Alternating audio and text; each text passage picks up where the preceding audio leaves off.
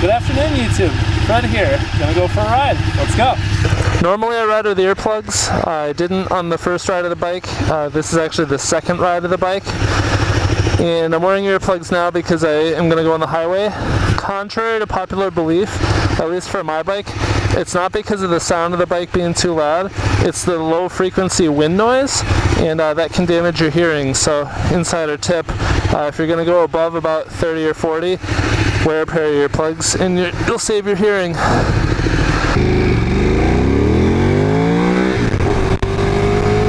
Oh yeah. Alright, so today's video. Welcome to the channel, everyone. If you haven't subscribed, please consider subscribing if you like car and bike content. I'm somebody who likes both. I don't discriminate, and so it's a mix of bike videos and car videos, and I've got a bunch of cool stuff planned for this year. We'll see how much I can do with the current quarantine and all that, but beside the point, welcome to the channel. So today's video, I wanted to talk about why I bought this as a track bike and why I choose to do track on the bike versus in a car. Alright, so anyone who's been following the channel for a little bit has known that I've been into cars and bikes. I started out doing a lot of track days on the bike, and then back in 2017 I bought the Corvette. And one of the first plans I had was, once I got familiar, take about a year to learn the car, really start driving it, put some miles under my belt. My plan was, okay, I'm going to go to the track. So I did that. I started driving the car, put 4,000, I think, yeah, roughly 4,000 miles, maybe 4,200 on the first year.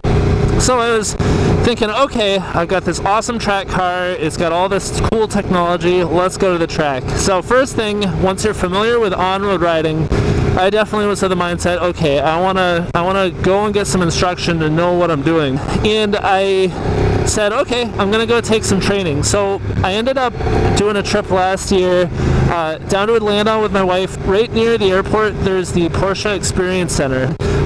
If anyone's not familiar, the Porsche Experience Center, you can rent any of the cars they currently make. You want to do a Carrera 4S, Turbo, Cayman S, GT3. The GT3 RS is something that you can drive, but you actually have to do a day first in a regular GT3 and get a sign-off. Something I actually ended up doing once they evaluate how good you are to see if you can handle the RS, which is kind of a cool little nod to the hardcore track focus of that car. So anyway, I went down, 90 minutes. The first thing they ask you, what's your driving experience? What have you done? What would you rate your ability level at? Have you done any performance driving? And so I was like, well, I've obviously been driving for a long time, but most of my track focus has been on bikes, so I understand a lot of the concepts, but in a car I haven't done any of that, and that's what I'm hoping to learn. And so I said I want to focus on high speed driving dynamics and handling, as well as just everything I can possibly learn, and if we could do a little bit of drifting, that'd be fun. Long story short, did all of that, was able to drift the GT3 around their entire concrete road course, was able to go around their track, full wick, as fast as possible, pretty much like scary fast. Like that car is no slouch, and definitely that's something that has stuck with me, and in fact that's one of the cars that I'd love to have at some point. Saving up slowly, don't know if that'll be my next high performance sports car, but that's definitely going to be a car I have in my lifetime.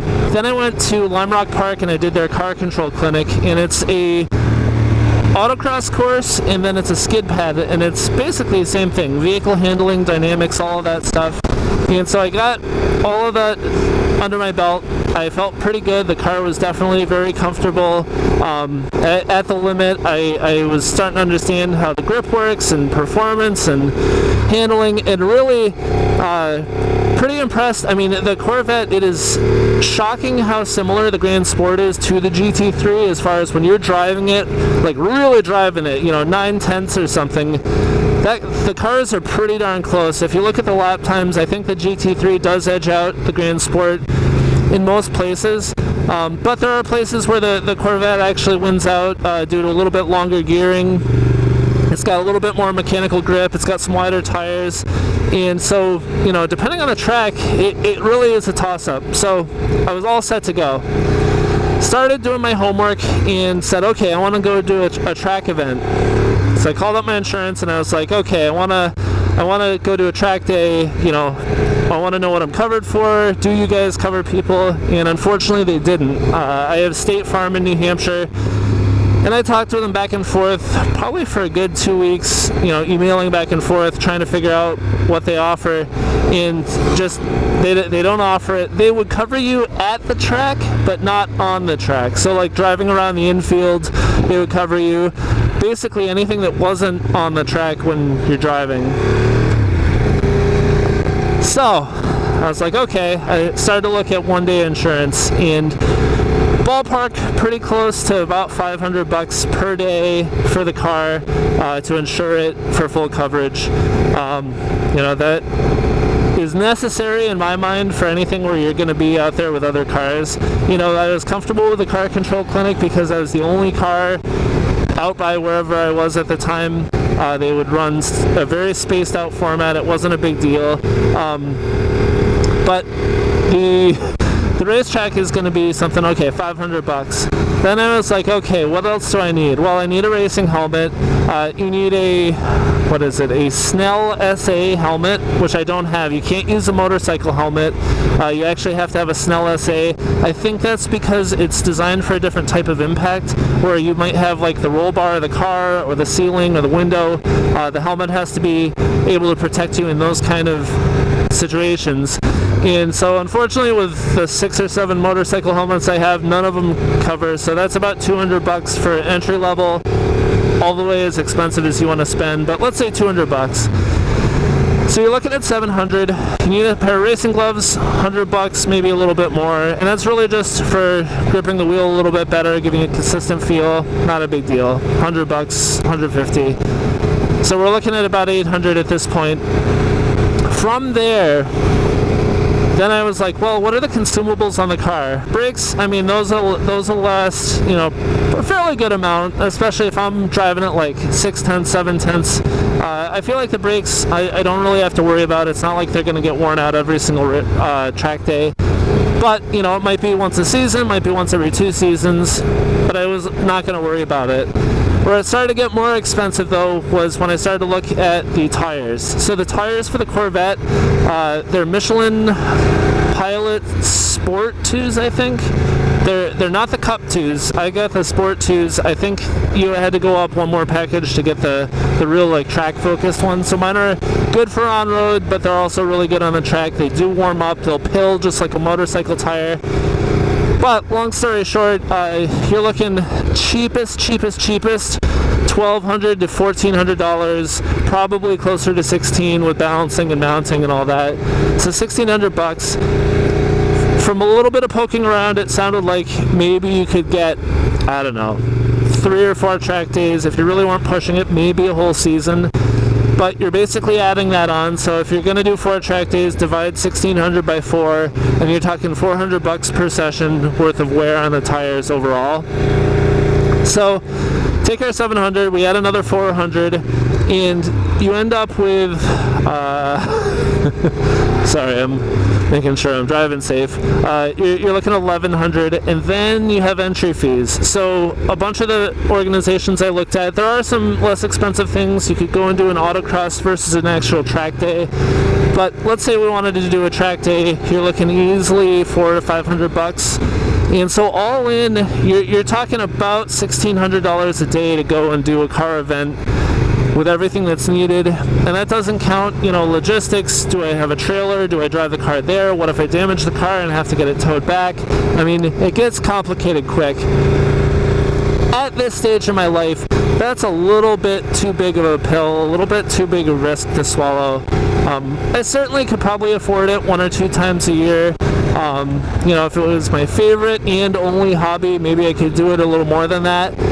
But that's really expensive. I mean, 2 of those and you're talking a small, like 4 or 5 day vacation that my wife and I could take somewhere, for flights, rental car, and lodging. And this is, 4 hours, 5 hours for 2 different days. I mean, that's a pretty expensive thing to do.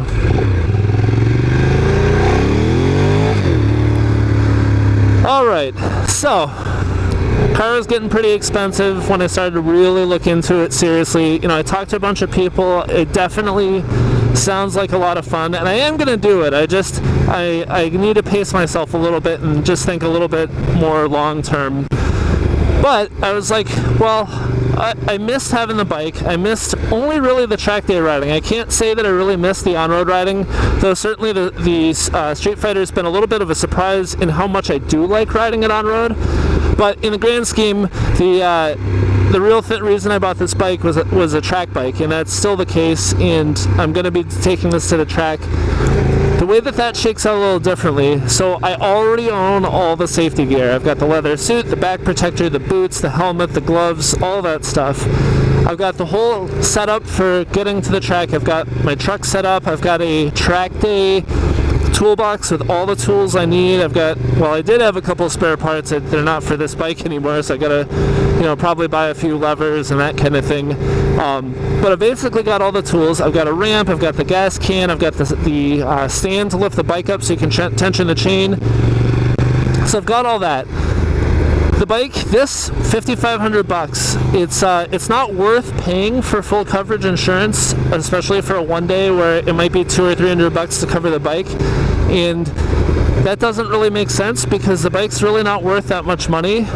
Even though, like, emotionally and to me it's worth a lot, it's not actually worth that much to an insurance company. And in the grand scheme, if I totaled the bike, I probably could part out of anything that wasn't damaged, and even then, it's not nearly at the level of the car. I mean, heck, 2 or 3 track days in the car is the same cost as what this bike is. So that ends up, I don't have to pay for the insurance. Track day fees to go, it's about $300, maybe $350 for entry fees. I think it's closer to $3. It's really not bad. I don't remember exactly. I go through an organization called Tony's Track Days, and I've had absolutely the best possible experience. Their primary focus is safety, secondary focus is fun, and it's something that is important to me. I'm not there to set the fastest lap time, though I try once in a while. I'm there to have a good time. I'm there to be safe. I'm there to walk away with a bike that's shiny side up at the end of the day. So for $300 plus the cost of gas, that's all in what I'm paying. So let's say the money's not a part of it and you want to just go and do something on the track. I would be very interested to go and do a karting track day. Get one of those shifter carts or rent a shifter cart and go to a track. Well, I haven't found any in New England. If you know of any, please post in the comments. I'd love to go try it outside. I know of like Boston X1 and some of the new like electric racing carts. They go 40 or 50. That's great. That's not what I'm talking about. I'm talking about the ones that go 70, 80, 90 miles an hour, and it's essentially it's a little race car that you drive on a track. I don't have that as an option around here, and so to really get the same kind of vehicle dynamics and one with the vehicle, a motorcycle really seems like the cheapest, easiest way to do it. And especially whereas parts for the bike are a lot less expensive, the cost of running it is less expensive. And not for nothing, but I did it for 6 years. I've taken 2 years off, maybe two and a half years off. So I have all the skill set. I just need to go and brush that off a little bit and kind of get back up to speed, relearn that this is a little different motorcycle. But really, the idea is that I can take this bike in a couple sessions. I'll be right back at where I was, and you get all the thrill for none of the payment, none of the cost. Compared to a car. Now I am going to be doing some car events. I've already been talking to New England Dragway. I want to see if I can take the car at the drag strip. I definitely want to do an autocross. Those are a lot less expensive, and since you're the only car, I don't feel as compelled to go and buy the one-day insurance. So I'm definitely going to do some performance things in the car. Probably do a little bit more of those training events. That was a lot of fun and I learned a lot. But the bike is a great way to get the track exposure and to learn all of those things. Take advantage of all the classroom time, take advantage of following or talking to the people who are better than you, and go out there and enjoy it. And that's what the bike is all about, is it's an accessible way to do that. So that was a super long-winded answer, by the way. I don't know how long ever it's been. Probably 20 to 30 minutes of me yapping along. But really, like that, it gets down to this. Cost was a big deal, and especially for me, I can't justify the cost for doing car track days. And then the second piece is I can have all the fun, I can build on my skill set already, and I can get that track experience on the bike, and I already have everything needed for it. So really, like, that made a lot of sense to me. The bike is going to be great for me for the track, and I'm excited to see how it does. So on that note, thank you for watching. I hope this was interesting. I hope that if you're considering doing a bike track day or a car track day, that you think about some of the things I said in the breakdown on some of the costs and some of the reasonings for it. So anyway, thank you for watching. Until next time, have a great day. Fred out. Oh, I smell burgers from somewhere. Yeah. Oh, I'm gonna go home and grill.